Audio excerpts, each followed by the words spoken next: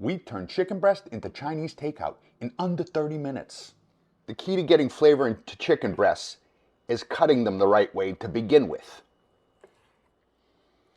Seasoned simply, Chinese restaurants prefer white pepper, half a teaspoon of sugar, soy sauce, and the all-important Shaoxing cooking wine. The alcohol in the wine helps the marinade work quickly. Baking soda and cornstarch. The combination that every Chinese restaurant uses called velveting. This works beautifully, trust me. The base of the sauce is chicken stock. The flavor comes from oyster sauce.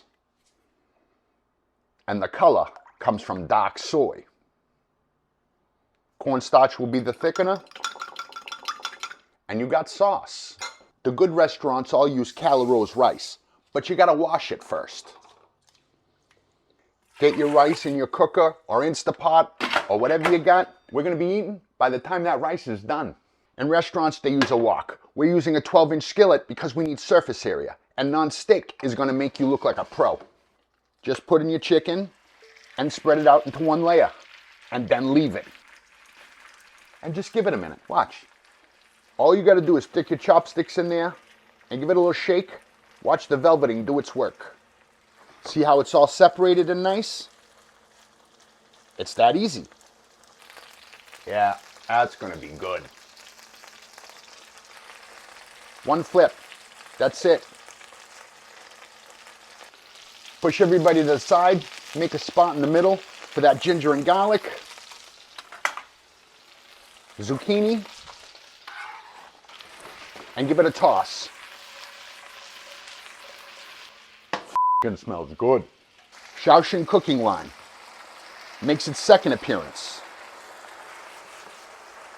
Nothing deglazes like Shaoxing cooking wine. I don't know why. Oop, that's the rice. What did I tell you?